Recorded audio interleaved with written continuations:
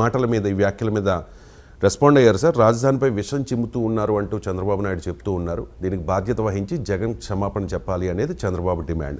Pawan Kalyan respond అయ్యారు. ఆ వ్యాఖ్యల వెనుక వ్యవస్థీకృత కుట్ర ఉంది అని చెప్పేసి రాజధాని మహిళలు డిమాండ్ చేస్తూ ఉన్నారు. వైఎస్ భారతి క్షమాపణ చెప్పాలి అని చెప్పేసి. సో సాక్షి మీడియా కూడా దీని మీద రెస్పాండ్ అయింది సార్. సాక్షికి ఆపాదించడం సరికాదు అంటూ సాక్షి మీడియా చెప్తుంటే కృష్ణరాజు వ్యాఖ్యలతో మాకు సంబంధం లేదని వైఎస్ఆర్ కాంగ్రెస్ పార్టీ నాయకులు అంటూ ఉన్నారు. ఈ వివాదానికి కారణమైన కృష్ణంరాజు మాట్లాడిన మాటల్ని ఒకసారి ప్లే చేయండి.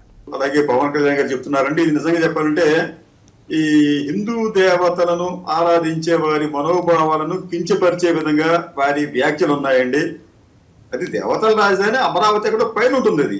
ఇది ఇంద్రలోకం, అది ఇంకోటి కావచ్చు. అక్కడ దాన్ని తీసుకొచ్చి ఇక్కడ ఈ వేశ్యలకు రాజధానిగా మారిన ఈ అమరావతిని బాగోదేమో, మరి అట్లా అంటాం బాగోదేమో. మళ్ళీ మీ మీద ఆంధ్రప్రదేశ్ అనేది ఈ రోజున ఈ సెక్స్ వర్కర్లకు అగ్రస్థానంలో ఉంది. కానీ ఆ ఎక్కువ మంది సెక్స్ వర్కర్లు ఎక్కడున్నారంటే అమరావతి చుట్టుపక్కల ప్రాంతాల్లో ఉన్నారు. ఆ వార్త నేను కూడా చూశాను. టైమ్స్ ఆఫ్ ఇండియాలోనూ దేంట్లో హిందూలోనూ వచ్చింది, కరెక్టే. కానీ బట్ మనం పద్దాకి రెఫర్ చేస్తే అదేదో అసూయనో ఇంకోటనో కృష్ణరాజు గారికి ఇట్లా అని అట్లా అని వాళ్ళు సోషల్ మీడియాలో మీ మీద నీచంగా ప్రచారం చేసే అవకాశం ఉంటుంది. ఇక్కడ వారు నీచంగా చేస్తారో చేసుకోవచ్చు, లేకపోతే చేయకపోవచ్చు, మనకు అనవసరం ఉండదు. కానీ ఒక వాస్తవంగా దాన్ని మనం చెప్పలేకపోతే మనం ఈ సమాజానికి ద్రోహం చేసినట్టు అవుతుందండి. నేను చెప్పిన ఈ వేశ్య కేంద్రాలకు సంబంధించి దాదాపు 150 స్వచ్ఛంద సేవా సంస్థలు అమరావతి చుట్టుపక్కల ప్రాంతాల్లో పనిచేస్తున్నాయి అంటే అక్కడ ఎంత తీవ్రంగా ఉందో ఆ సమస్యను అర్థం చేసుకోవాలి. అట్లాగే ఎయిడ్స్ వ్యాధిగ్రస్తులు కూడా, ముఖ్యంగా ఈ సెక్స్ వర్కర్లో ఉన్న ఎయిడ్స్ వర్కర్లు చాలా పెద్ద సంఖ్యలో అక్కడ ఉన్నారని చెప్పి ఒక స్వచ్ఛంద సేవా సంస్థ నడిపే ఒక వ్యక్తి నాకు స్వయంగా చెప్పారండి. ఆయన ఏమంటారంటే చంద్రబాబు నాయుడు గారు అమరావతి దేవతల రాజధాని అంట, కానీ ఈ రోజునది సెక్స్ వర్కర్లకు నిలయంగా మారినట్టుగా ఆరోపణలు ఉన్నాయి. కృష్ణరాజు అనే సీనియర్ జర్నలిస్ట్ పదే వేశ్యలు సెక్స్ వర్కర్లు అని ప్రస్తావించడాన్ని ఆ చర్చను కండక్ట్ చేస్తున్న మరో సీనియర్ జర్నలిస్ట్ కొమ్మినేని ఖండించలేదు. మీరు అలా అంటే బాగుండదేమో, మళ్ళీ మీ మీద పడతారు అని చెప్పి ఆయన సున్నితంగానే మాట్లాడారు. కానీ గతంలో లక్ష్మీ పార్వతి, ఎన్టీఆర్ సతీమణి ఇదే కొమ్మినేని డిబేట్లో కూర్చున్నప్పుడు ఒక కాలర్ ఫోన్ చేశారు సార్. ఫోన్ చేసినప్పుడు లక్ష్మీ పార్వతిని ఆయన అనుచిత వ్యాఖ్యలు చేస్తే వెంటనే చాలా రెస్పాండ్ అయ్యారు. ఒకసారి అది కూడా వినిపించండి. పిచ్చివాడు మాక రాజు, నువ్వు ఎందుకు వచ్చావో అర్థమైంది. నువ్వు పిచ్చివాడు వాగితే నీకే నష్టం. మీ ఇంట్లో ఆడవాళ్ళు లేరా? మీకేమి అక్కలు చెల్లెళ్ళు లేరా? ఎవరు విడాకులు తీసుకోవట్లేదా? ఏం మాట్లాడతావు నువ్వు? మీరంతా మత్తు ఇచ్చే ఒక పెద్ద నాయకుడు ఎన్ని పెళ్లిళ్ళు చేసుకున్నాడో మీకు తెలీదా? ఏం మాట్లాడతావు?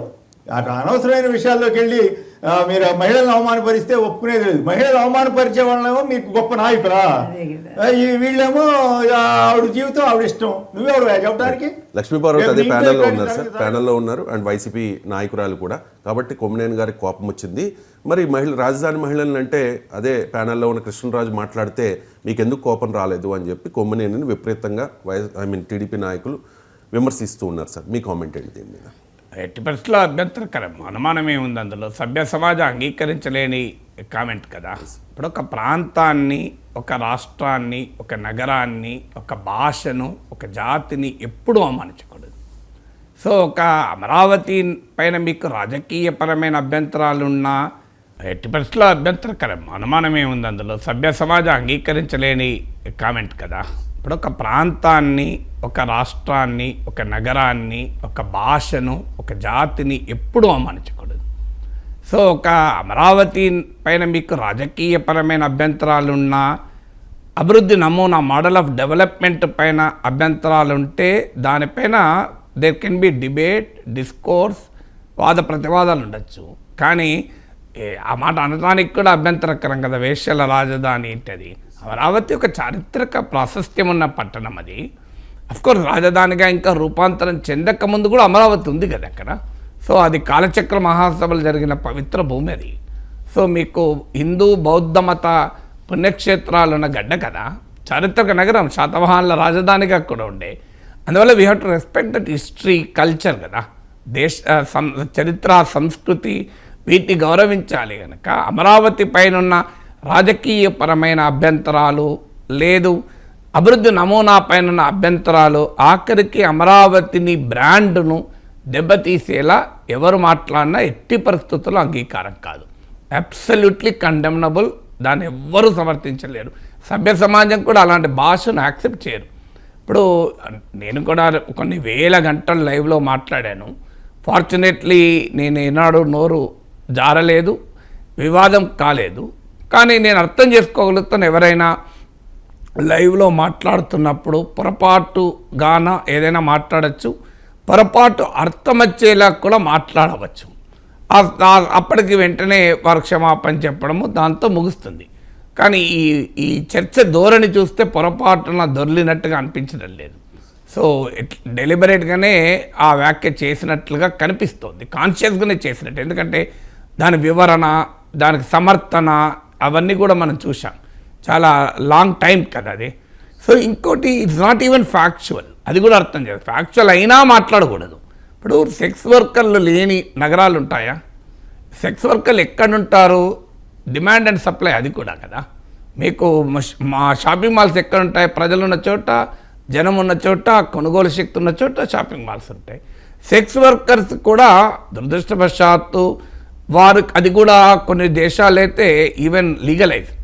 సో ఆటోమేటిక్గా నీకు జనసందోహం ఉన్న ప్రాంతాల్లో, జనం సంచరించే హైవేస్, నగరాలు, హై పాపులేషన్ డెన్సిటీ ఉన్న ప్రాంతాలు, ఫ్లోటింగ్ పాపులేషన్ ఎక్కువ ఉన్న ప్రాంతాలు సహజంగానే మీరు మ్యాపింగ్ ఆఫ్ సెక్స్ వర్కర్ చేయండి, అక్కడ ఎక్కువ ఉంటారు.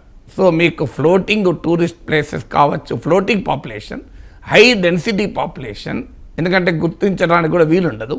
అలాగే మీకు హైవేస్ ఇలాంటి హాట్స్పాట్స్గా చెప్తారు. అవి మనము దాన్ని ఆబ్జెక్టివ్గా ఎనలైజ్ చేయాలి, ఈ సమస్యను పరిష్కరించే దృక్పథంతో ఎనలైజ్ చేయాలి. ఇప్పుడు ఆ స్టడీ కూడా టైమ్స్ ఆఫ్ ఇండియాలో వచ్చిన కథనం కూడా అలాంటిదే. దాని యొక్క ప్రజారోగ్య కోణంలో వచ్చిన కథనం తప్ప అమరావతిని అవమానించే కోణంలో వచ్చిన కథనం కాదు. ఆంధ్రప్రదేశ్ను అవమానించే కోణంలో వచ్చిన కథనం కూడా కాదది. అది ప్యూర్లీ పబ్లిక్ హెల్త్ పర్స్పెక్టివ్లో జరిగిన ఒక రీసెర్చ్ స్టడీ ఆధారంగా వచ్చిన వార్తది. దాన్ని ఆ డేటాను మిస్రిప్రజెంట్ చేస్తూ ఒక రాష్ట్రం పైన, ఒక రాష్ట్ర రాజధాని పైన ఈ రకమైన వ్యాఖ్యలు చేయడాన్ని ఎట్టి పరిస్థితుల్లో సమర్థించలేము. ఎందుకంటే ఆ విషయం ఏంటి, అక్కడేమి అమరావతి గురించి ప్రత్యేకంగా స్టడీ కాదది. It's nothing to do with Amaravati. అది something to do with the country. దేశంలో అనేక జిల్లాల్లో ఈ హెచ్ఐవి ఎయిడ్స్ ప్రివలెన్స్ ఎలా ఉంది, అందులో సెక్స్ వర్కర్ల రోల్ ఏంటి, ఇలాంటి అంశాలను ఒక పరిష్కార దృక్పథంతో, అంటే సాల్వ్ చేయాలి ఈ సమస్యను మిటిగేట్ చేయాలన్న దృక్పథంతో వచ్చింది. అది ఎవరినో ఏ రాష్ట్రాన్ని అవమానించడానికి కాదు. ఆ మాటకైతే కర్ణాటకలో కూడా చాలా ఎక్కువ ఉందని కూడా రాశారు అదే స్టడీలో. మరి కర్ణాటక, బెంగళూరును కూడా ఆ రకంగా మనం అంటే అంగీకరిస్తామా? ఇప్పుడు మనకు హైదరాబాద్ను సిటీ ఆఫ్ లేక్స్ అంటారు, చెరువుల రాజధాని నగరం అని. జైపూర్ను సిటీ ఆఫ్ ప్యాలెసెస్ అంటారు. మీకు బెంగళూరును సిలికాన్ వ్యాలీ ఆఫ్ ఇండియా అంటారు. అంటే అక్కడ ఉన్న ప్రాశస్త్యాన్ని, ప్రత్యేకతని బట్టి మనము వాటిని పిలుస్తుంటాం. ఇప్పుడు కేరళను గాడ్స్ ఓన్ కంట్రీ అంటాం. మనం పాజిటివ్గా ఒక నగరానికి బ్రాండింగ్ వేయడం వేరు, నెగిటివ్గా బ్రాండ్. ఇప్పుడు బాంబేలో కూడా రెడ్ లైట్ ఏరియా ఉంది కదా, మనం చిన్నప్పటి నుంచి వింటున్నాం కదా రెడ్ లైట్ ఏరియా అని. సో మరి బాంబేను కూడా మనం వాణిజ్య రాజధాని అంటాం తప్ప ఇంకో రకంగా అనడం లేదు కదా.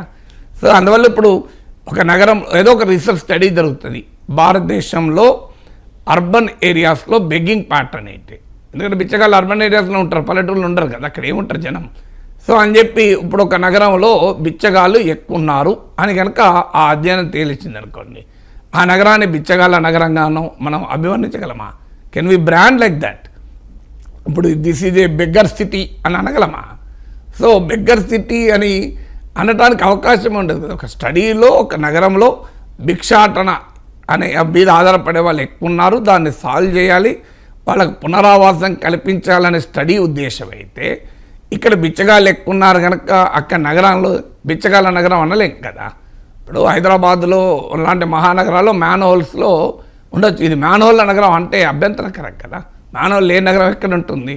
సో అందువల్ల అమరావతి పైన రాజకీయపరమైన వ్యతిరేకత ఉండడం కూడా అభ్యంతరకరమని రాష్ట్ర ప్రజలు తీర్పు చెప్పారు. అమరావతి ఆంధ్రప్రదేశ్ రాజధాని, ఆ రాజధానిని మీరు గౌరవిస్తే గౌరవించవచ్చు, లేకపోతే ఆ రాజకీయ నిర్ణయం మీ అభిప్రాయం చెప్పచ్చు. కానీ ఇప్పుడిప్పుడు రూపుదిద్దుకుంటున్న ఒక గ్రీన్ఫీల్డ్ సిటీ అంటే కొత్త నగరాన్ని ఈ రకమైన నెగటివ్ బ్రాండింగ్ వేయడం, అందులో ప్రభుత్వాలు పెట్టుబడులు ఆకర్షించడానికి ప్రయత్నాలు చేస్తుంటే మీకు దాన్ని ఈ రకంగా బ్రాండింగ్ వేయడం అనేది అబ్సల్యూట్లీ అన్యాక్సెప్టబుల్ కదా, ఎట్టి పరిస్థితుల్లో అంగీకరించకూడని అంశం. మీరు ఏ జరీ భూముల్లో నగరం ఎందుకు నిర్మిస్తున్నారు, ఇక్కడ కాక ఇంకో చోట నిర్మిస్తే బాగుండు అని ఒక ప్రశ్న వచ్చింది మొదట్లో. లేదు, ఇన్ని వేల ఎకరాల భూమి అవసరమా, కొద్దిపాటి భూమిలో నాగార్జున యూనివర్సిటీ ల్యాండ్స్లో కూడా ఈ బిల్డింగ్లు కట్టుకోవచ్చు కన్నా ఒక వాదన వచ్చింది. వేల కోట్ల రూపాయల అమరావతిలోనే పెట్టుబడులు పెడితే ఎలా, మిగతా ప్రాంతాల అభివృద్ధి దెబ్బతినదా అని ఒక వాదన వచ్చింది. నాలుగోది, నిజంగానే ఇది ఇంక్లూజివ్ సిటీగా ఉంటుందా అనేది ఒక వాదన. సో ఇలా రకరకాల వాదనలు గతంలో జరిగాయి. హైదరాబాద్ పైనే మొత్తం ఇన్వెస్ట్ చేస్తే ఆంధ్రప్రదేశ్లో ఏం జరిగిందో మనం చూసాం. మళ్ళీ అదే డెవలప్మెంట్ మోడల్ కరెక్టా, అసలు కొత్త నగరాన్ని క్రియేట్ చేయగలమా, చేయడం అవసరమా, డీసెంట్రలైజ్ డెవలప్మెంట్ ఉండాలి కదా, ఇలాంటి క్వశ్చన్స్ వచ్చాయి. రాజకీయపరమైన ఆరోపణలు కూడా వచ్చాయి. ఇది ఇన్సైడర్ ట్రేడింగ్ అని, బినామీల భూములని, ఆఖరికి దీన్ని కులానికి ఆపాదించి కూడా గతంలో మాట్లాడారు. ఏ నగరంలోనూ ఒకే కులం వాళ్ళు ఎప్పుడూ ఉండరు. ఒక కులం వాళ్ళు ఎక్కువ ఉండొచ్చు, తక్కువ ఉండొచ్చు, కానీ అన్ని కులాల వాళ్ళు ఉంటారు. మీరు ఒక చిన్న ప్రాంతంలో ఒక కులం వాళ్ళు ఎక్కువ ఉండొచ్చు, నేను కాదని అనను. మన దగ్గర కాస్ట్ జాగ్రఫీ కూడా డెమోగ్రఫీ కూడా ఉంటుంది అర్బన్ ఏరియాస్లో. కానీ ఒక ప్రాంతంలో కులం వాళ్ళు, ఒక ప్రాంతంలోనే మతం వారు ఉండొచ్చు, కానీ ఒక నగరం అంతా ఒక కులం వారిది ఎప్పుడు ఉండదు. అయినా ఒక నగరం అనే ఎవాల్వ్ అయ్యే క్రమంలో ఒక్క కులం వాళ్ళు ఎప్పుడూ ఉండరు. ఇప్పుడు ఒక ప్రాంతం కూడా మీకు డెమోగ్రఫీ మారిపోతుంది. ఒక ప్రాంతంలో కాస్ట్ వాళ్ళు ఎక్కువ ఉంటారు, కానీ అది డెవలప్ అవుతున్న కొద్దీ మీకు ఆ డెమోగ్రఫీ మారిపోతుంది. జూబ్లీహిల్స్ కాన్స్టిట్యున్సీ ఉంది, జూబ్లీహిల్స్లో మీకు సంపన్నులే ఉంటారని అనుకుంటారు. జూబ్లీహిల్స్లో చాలా పేదవాళ్ళు కూడా చాలామంది ఉన్నారు. ఈవెన్ ముస్లిం కాన్సన్ట్రేషన్ ఎక్కువ ఉన్న కాన్స్టిట్యున్సీలో జూబ్లీహిల్స్ ఒకటి, చార్మినారే కాదు మీకు, సో యాకత్పురా మీకు కారవానే కాదు, జూబ్లీహిల్స్ కూడా ముస్లిం ఓటింగ్ ఎక్కువ ఉన్న కాన్స్టిట్యున్సీలో ఒకటి. సో అందువల్ల ఎప్పుడూ ఒక డెమోగ్రఫీ సిటీ ఎవాల్వ్ అవుతున్న కొద్దీ దాని డెమోగ్రఫీ మారుతుంది. కానీ అదొక్కటి ఓన్లీ కమ్మాసే ఉన్నారు, ఈ రకమైనటువంటి అటాక్ కూడా చేశారు. ఈవెన్ కమ్మాస్ ఉంటే నేరం కాదు కదా, వాళ్ళు ఈ దేశ ప్రజలు, ఈ రాష్ట్ర ప్రజలు, రాష్ట్రంలో ఆర్థిక అభివృద్ధికి చాలామంది కన్నా ఎక్కువ దూరం చేసినటువంటి కమ్యూనిటీ కదా, ఎంటర్ప్రీనియరల్ కంట్రిబ్యూషన్ చేశారు. ఒక కులాన్ని మనం ఎప్పుడూ ద్వేషించకూడదు, ఒక భాషను ద్వేషించకూడదు, ఒక ప్రాంతాన్ని ద్వేషించకూడదు, ఒక మతాన్ని ద్వేషించకూడదు. మనము ఆబ్జెక్టివ్ క్వశ్చన్ రైజ్ చేయడం వేరు, కానీ సబ్జెక్టివ్గా ఒక నగరం ఇప్పటికీ అసలు ఆ నగరమే రూపుదిద్దుకోలేదు. నగరం ఎట్లా వేషాలు రాదని ఎట్లయితే నాకు నిజంగా అర్థం కాని అంశం. ఇప్పుడు అక్కడ ఆ నగరం వచ్చిందా, నగరమే రాకముందు ఎలా జరుగుతుంది అంటే నువ్వు ఎవరినంటున్నావు, వేరే పక్కన విజయవాడ గుంటుందంటున్నారా, ఆ క్వశ్చన్ కూడా వస్తుంది కదా. వేరేది అమరావతి ఉన్నావు, అది అమరావతిలో ఇప్పటికీ ఉన్నాయి గ్రామాలు, ఇప్పుడిప్పుడే కదా. అమరావతి అనే నగరమే రూపుదిద్దుకోకముందు ఆ నగరం పలానా రకంగా ఉంటుంది అని ఎలా బ్రాండింగ్ చేస్తావు? అందువల్ల it is factually incorrect. Factually correct అయినా అనకూడదంట నేను. ఇప్పుడు ఒక నగరంలో బిచ్చగాలు లేకుంటే బిచ్చగాల నగరం అనొద్దు, అది కరెక్ట్ కాదు కదా. అండ్ వాళ్ళిద్దరు కూడా విజయవాడ ప్రాంతానికి చెందిన ఎవరు ఇప్పుడు వ్యక్తులుగా మనం ఈ వ్యాఖ్యల్ని అంగీకరించే ప్రసక్తే లేదు. మళ్ళీ దాని వ్యక్తిగతంగా మనం దాని ఇంటర్ప్రిటేషన్ అవసరం లేదు. ఎవరన్నా తప్పే, ఆ రకమైన వ్యాఖ్యల్ని ఎవరు చేసినా ఎట్టి పరిస్థితుల్లో అంగీకరించే ప్రసక్తే లేదు. అది బ్రాండ్ అమరావతిని దెబ్బతీయడం సరైనది కాదు. ఎందుకంటే ఒకే మీరు అభివృద్ధి చాలా చర్చ జరిగింది కదా అమరావతిలో, రాజధాని, మూడు రాజధానులు ప్రజలు కూడా తిరస్కరించారు కదా, 3 ప్రాంతాల ప్రజలు తిరస్కరించారు. ఫ్యాక్ట్ మీకు విశాఖ అసలు 3 రాజధానులు ప్రపంచంలో ఎక్కడుంది, అసలు అది ఒక రకంగా సౌత్ ఆఫ్రికా లాంటి దేశాల్లో ఉన్నదాన్ని కూడా వెనక్కి తీసుకుంటున్నాను. నేను ఇప్పుడే కాదు, చాలా ఆ 3 రాజధానుల ప్రతిపాదన వచ్చినప్పుడు కూడా చెప్పాను. 3 రాజధానులు అనేది ఫీజిబుల్ కాదు, ప్రాక్టికల్ కాదు, ఎక్కడా వరల్డ్లో లేదు. అసలు రాజధానిలోనే అభివృద్ధి అనేది కూడా కాన్సెప్ట్ కాదు. మీకు వాషింగ్టన్, న్యూయార్క్ కంపేర్ చేస్తూ, ఢిల్లీ, ముంబై కంపేర్ చేస్తూ కూడా చెప్పాను. అందువల్ల ఆ model is not a viable model. నేను ఇప్పుడు అనేది కాదు, నేను అంతకుముందు కూడా 4 ఏళ్ల క్రితం కూడా ఇదే మాట్లాడాను. అయితే దీనికి మరి రాష్ట్రానికి అధికారం ఉండదా అంటే రాష్ట్రానికి అధికారం ఉంటుందని కేంద్రమే చెప్పింది. నేనెవరిని? సెంట్రల్ గవర్నమెంట్ సుప్రీంకోర్టులో వేసిన అఫిడవిట్లో చెప్పింది మాకు సంబంధం లేదు, మీ రాజధాని అనేది ఆ రాష్ట్ర పరిధిలోని అంశము. ఎందుకంటే పార్లమెంట్లో విభజన చట్టం ద్వారా రాష్ట్రాన్ని ఏర్పాటు చేశారు కనుక రాజధానిని మార్చే అధికారం రాష్ట్ర ప్రభుత్వానికి ఉంటుందా ఉండదా అని చర్చ జరిగింది. ఉండదు, రాష్ట్ర ప్రభుత్వానికి ఉండదు అని కొంతమంది వాదించారు. ఎందుకంటే ఏ క్యాపిటల్ అని విభజన చట్టంలో ఉంది కదా అని. కానీ మనకు చట్టాలని విశ్లేషించేటప్పుడు ఏ అండ్ ది వీటి ప్రాతిపదిక విశ్లేషించారు. ఫైనల్గా సుప్రీంకోర్టులో కేంద్ర ప్రభుత్వం మోడీ ప్రభుత్వమే అఫిడవిట్ వేసి ఇది మాకు సంబంధించిన అంశమే కాదు, ఇది రాష్ట్రానికి సంబంధించిందని చెప్పినాక ఇక మనం వేరేటోళ్ళు ఎవరేమంటారు? మోడీ ప్రభుత్వము తప్పు చెప్పదు కదా అని అనలేం కదా. కేంద్ర ప్రభుత్వం తరఫున అఫిడవిట్ అది, మోడీ బీజేపీ తరఫున కూడా కాదు. బీజేపీ అమరావతిని సమర్థిస్తూ కూడా ఫెడరల్ వ్యవస్థలో మేము ఉన్న వాస్తవం చెప్తున్నామని కదా చెప్పింది. సో బీజేపీ అమరావతికి వ్యతిరేకం కాదు కదా. సో అందువల్ల ఇలాంటి క్వశ్చన్స్ రైజ్ చేయడం వేరు. కానీ మీరు ఒక రాష్ట్రాన్ని, ఒక నగరాన్ని ఆంధ్రప్రదేశ్లోనే సెక్స్ వర్కర్లు ఎక్కువ ఉన్నారు, అసలు ఆంధ్రప్రదేశ్లో దేశంలో చాలా చోట్ల చాలా రకాలు ఉంటారు. ఇప్పుడు డ్రగ్ అబ్యూజ్ ఉంది పంజాబ్లో, ఉడతా పంజాబ్ అనే సినిమాలు కూడా వచ్చాయి. అని పంజాబ్ను మనం డ్రగ్స్ రాష్ట్రం అని అవమానించలేం కదా.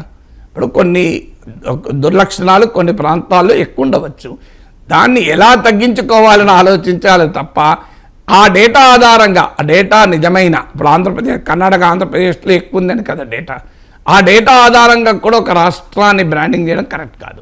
Drug abuse